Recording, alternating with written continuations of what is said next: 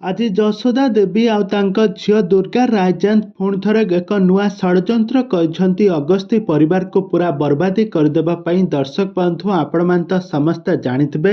ଦର୍ଶକ ବନ୍ଧୁ, ଆପଣମାନେ ତ ସମସ୍ତେ ପୂର୍ବରୁ ଦେଖିଥିବେ ଯେ ଦୁର୍ଗାଙ୍କ ନୂଆ ଚାଲରେ ରୁହି ଫସିଯାଇ ରୁହିକୁ ପୋଲିସ ଆରେଷ୍ଟ କରିକି ନେଇଯାଇଛି। ଆଉ ଏବେ ଅଗସ୍ତି ପରିବାରରେ ପୁରା ଚହଳ ପଡ଼ିଯାଇଛି କି ଜେଜେମା କାନ୍ଦିବାରେ ଲାଗିଛନ୍ତି। ତାଙ୍କ ସ୍ତ୍ରୀକୁ ପୁଣି ଥରେ ଘରକୁ ଫେରାଇ ଆଣିବା ପାଇଁ ବହୁତ ଚେଷ୍ଟା କରୁଛନ୍ତି।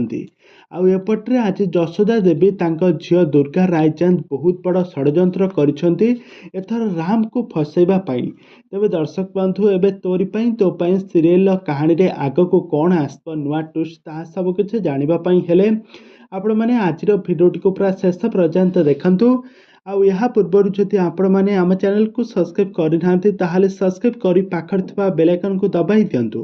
ତେବେ ଦର୍ଶକ ବନ୍ଧୁ, ଆଜି ଆପଣମାନେ ତୋରି ପାଇଁ ତୋ ପାଇଁ ସିରିଏଲରେ ଦେଖିବା ପାଇଁ ପାଇବେ ଏକ ଜବରଦସ୍ତ ଏପିସୋଡ। ଜେଜେମା ଘରେ କାନ୍ଦୁଥିବେ ଆଉ କହୁଥିବେ ସେ ସ୍ତ୍ରୀକୁ ଆଣିବା ପାଇଁ ରାମକୁ ବାଧ୍ୟ କରୁଥିବେ। ଆଉ ରାମ କହିବ, ମୁଁ ମୋର ସବୁ ଚେଷ୍ଟା କରିସାରିଲିଣି କିନ୍ତୁ ସ୍ତ୍ରୀକୁ ମୁକୁଳେଇବା ମୋ ପ୍ରତି ଟିକେ କଷ୍ଟକର ହୋଇପଡ଼ୁଛି।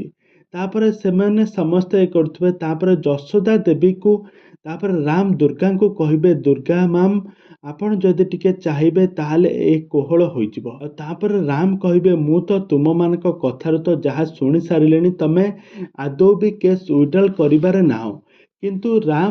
କିନ୍ତୁ ରାମକୁ ଏଥର ଫସାଇବା ପାଇଁ ଯଶୋଦା ଦେବୀ ଆଉ ତାଙ୍କ ଝିଅ ଦୁର୍ଗା ରାୟଚାନ୍ଦ ବହୁତ ବଡ଼ ପ୍ଲାନ୍ କରିଥିବେ। ତାପରେ ଯଶୋଦା ଦେବୀ କହିବେ, ହଁ ମୁଁ ରାଜି ଅଛି, ମୋ ଝିଅ ଦୁର୍ଗାଙ୍କୁ ମୁଁ ବୁଝେଇ ଦେଇଛି, ସେ କେସ୍ ୱିଡ୍ରଲ୍ କରିଦେବେ। ତାପରେ ଦୁର୍ଗା ମଧ୍ୟ କହିବ, ହଁ ମୁଁ ରାଜି ଅଛି, ମୁଁ କେସ୍ ୱିଡ୍ରଲ୍ କରିବା ପାଇଁ। ତାପରେ ସାରା ପରିବାର ଲୋକମାନେ ଆଶ୍ଚର୍ଯ୍ୟ ହୋଇଯିବେ। କିନ୍ତୁ ଦୁର୍ଗା କହିବେ, ମୁଁ କେସ୍ ୱିଡ୍ରଲ୍ କରିବି କିନ୍ତୁ ମୋର ଗୋଟେ ସର୍ତ୍ତରେ। ତାପରେ ରାମ ପୁରା ଛେପ ଢକୁଥିବେ। ରାମ ମନେ ମନେ ଭାବି ସାରିଥିବେ ଯେ ଏବେ ରାମଙ୍କ ପାଳି ପଡ଼ିଯାଇଛି।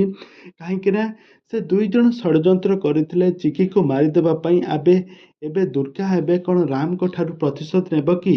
ଏବେ କ'ଣ ଘଟିବ, କାହାଣୀରେ କ'ଣ ଆସିବ ନୂଆ ପରିବର୍ତ୍ତନ, ତାହା ସବୁକିଛି ଜାଣିବା ପାଇଁ ହେଲେ ଆପଣମାନେ ଆମ ଚ୍ୟାନେଲକୁ ସବସ୍କ୍ରାଇବ୍ କରି ପାଖରେ ଥିବା ବେଲ୍ ଆଇକନକୁ ଦବାଇ ଦିଅନ୍ତୁ।